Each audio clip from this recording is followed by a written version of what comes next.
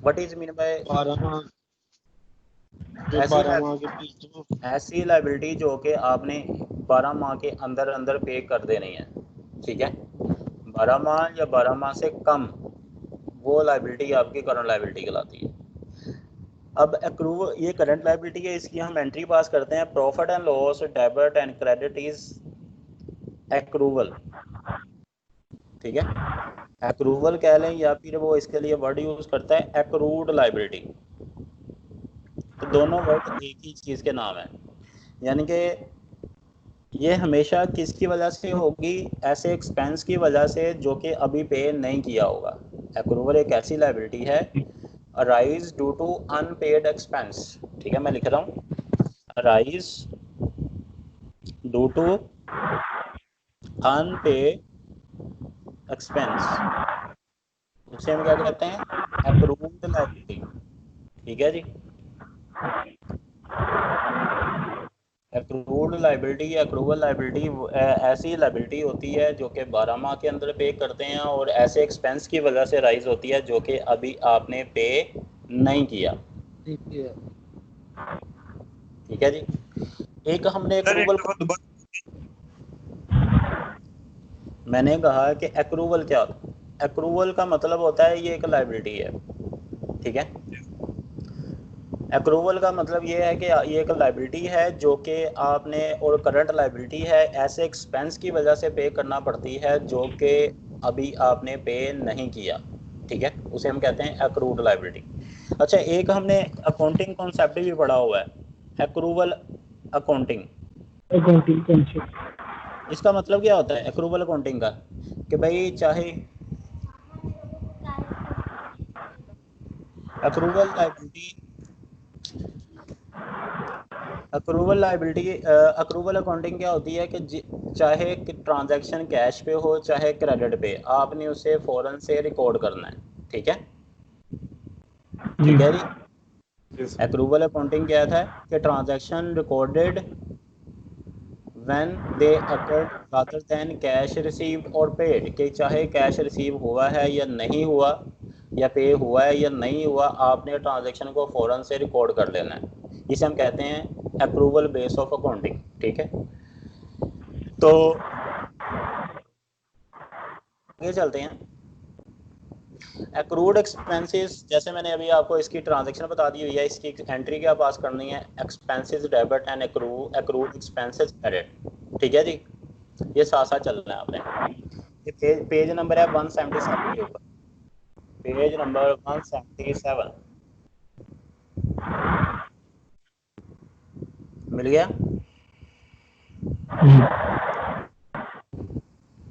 Page number 177 accrued expenses, ये मैंने आपको बता दिया हुआ है कि ऐसा एक्सपेंसेस जो कि अभी आपने पे नहीं किया, अभी पे करना है, और उस एक्सपेंस की वजह से जो लाइबिलिटी आएगी उस लाइबिलिटी को हम कहते हैं एक्रूड एक्सपेंसेस, ठीक है।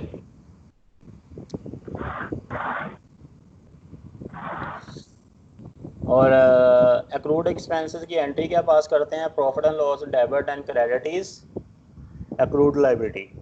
अब यहाँ पे देखें उसने एक इलस्ट्रेशन दी हुई है, इलस्ट्रेशन करवा रहा हूँ। ये चैप्टर जो ध्यान से करना है, पेपर बहुत टेस्ट होता है ये चैप्टर। ये FA का, FA2 का, FA2 हमारा सब्जेक्ट है ना एक, जिसका भी आपने पेपर देना है। उस FA2 के सब्जेक्ट के अंदर जो सबसे ज़्यादा टेस्ट होने वाला चैप्टर है वो ये है, ठीक है। रिपीट कर रहा हूँ, FA2 के अंदर जो सबसे ज़्यादा टेस्ट होने वाला चैप्टर है वो कौन सा है, ये वाला, ठीक है। तो इसको अच्छे तरीके से समझिएगा, इसमें F3 के अंदर भी तो हो ही जाना है, FA2 के अंदर भी आपको बड़ा फाका होगा इसको, ठीक है। ये business electricity charges amounting to amount to 12,000, कहता है बिजनेस का इलेक्ट्रिसिटी चार्जेस हैं 12,000 ये पूरे साल के, पूरे साल का इलेक्ट्रिसिटी बिल कितना है, 12,000 का। In the year 31 December 2005 9,000 has been paid, कहता है पूरे साल का एक्सपेंस था 12,000, लेकिन 31 दिसंबर ईयर एंड तक सिर्फ 9,000 पे किया गया।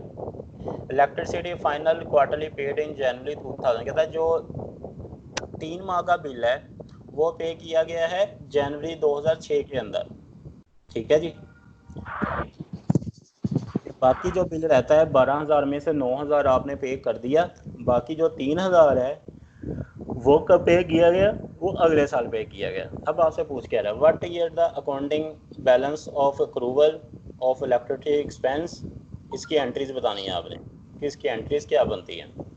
तो पहले तो आपने ये बताना है कि पूरे साल का जो एक्सपेंस है, full year expense, full year expense 12,000 का है, जिसमें से आपने पे कर दिया हुआ है 10,000, ठीक है। तो बाकी आपके पास कितना रह गया है, 3,000, ठीक है जी। ईयर एंड के ऊपर मैं इसका लेजर भी बना सकता हूँ, ज़रा इसको फोकस करना है ज़रा, इसका मैं लेजर भी बना सकता हूँ। जी मेरे पास एक्रूड लाइबिलिटी इलेक्ट्रिसिटी से रिलेटेड ओपनिंग कितनी है, 0 है, ठीक है। और जो इस साल का एक्सपेंस होगा उसकी वजह से लाइबिलिटी बढ़ जाएगी, वो क्रेडिट साइड पे आएगी 12,000। जो मैंने पे कर दिया उससे लाइबिलिटी कम होती है 9,000, तो क्लोजिंग लाइबिलिटी कितनी निकल आई, क्लोजिंग एक्रूड लाइबिलिटी कितनी निकल आई, 3,000। मैं इस तरह भी निकाल सकता हूँ, ठीक है जी। जी आसान। इस तरह भी निकाल सकता हूँ। अब ये तो हो गया, मुझे पता चल गया कि क्लोजिंग लाइबिलिटी कितनी निकली है, 3,000। अब इसकी एंट्री क्या पास करनी है, एंट्री मैंने ये पास करनी है, प्रॉफिट एंड लॉस तो पूरे 12 साल का एक्सपेंस जाएगा ना, 12 माह का, वो बनता है 12,000, जिसमें से मैंने कैश कितना पे किया है, 9,000। तो बाकी क्या है, लाइबिलिटी, एक्रूड लाइबिलिटी कितनी है, 3,000। तो ये मैंने एंट्री पास कर दी इसकी, ठीक है जी। यहाँ तक की बात ना समझ आई, ठीक तो है। ये एंटिटी समझ लगी। ओके सर, जैल, मैं क्लास क्या कह रहे हो।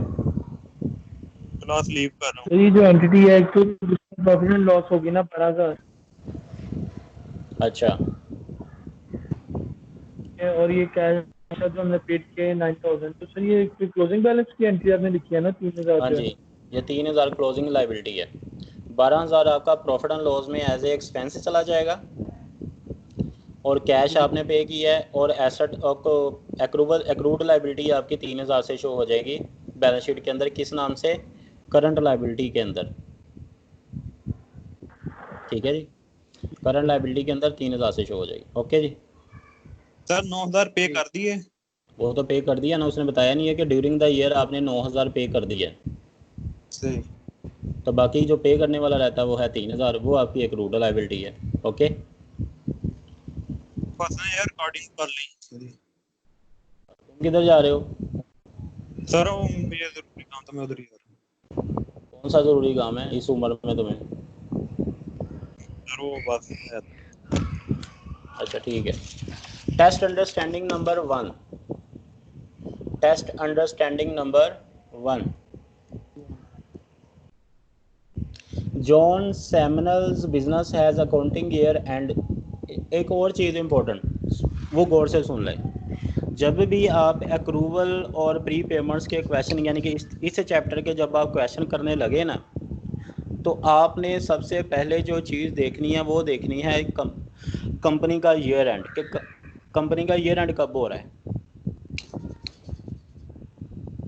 कंपनी का जी सर। ईयर एंड कब हो रहा है। आपका आधा क्वेश्चन उसी वक्त सॉल्व हो जाता है जब आपको पता चल जाता है कि आपका ईयर एंड कब है, ठीक है।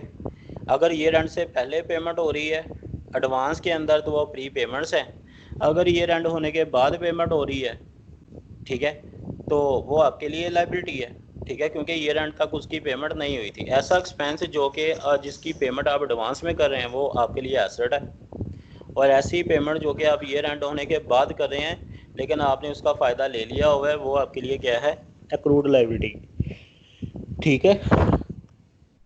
जी जी सर। अब ज़रा इस क्वेश्चन को पढ़ें ज़रा, पहले खुद पढ़ें फिर मैं पढ़ाता हूँ।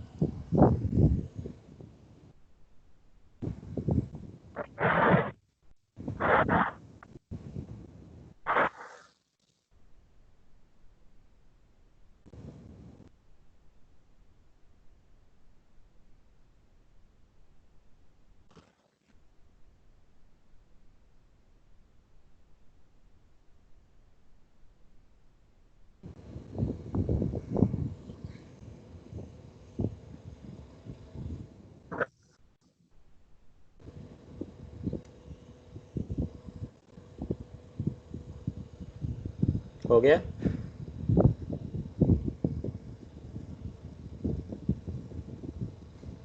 हो गया सर।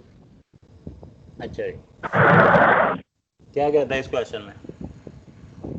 सर ये 5,000 पर स्क्वायर रेंट है और क्वार्टरली एंड हुआ है और 31 दिसंबर इसका एंड है साल का।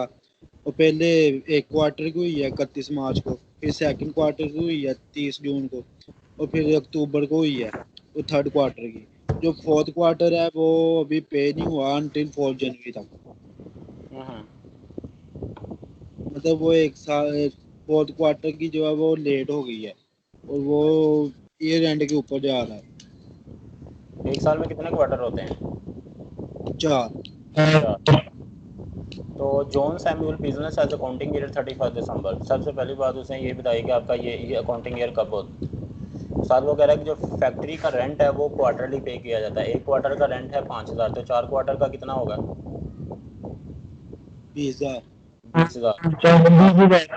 जी आपका रेंट एडवांस में पे होता है या फिर इन एरियर होता है? इन एरियर का मतलब क्या होता है? 3 माह गुजरने के बाद होता है रेंट, ठीक है? ठीक है सर। क्वार्टरली। क्वार्टरली होता है, लेकिन 3 माह गुजरने के बाद। अगर 3 माह के एडवांस में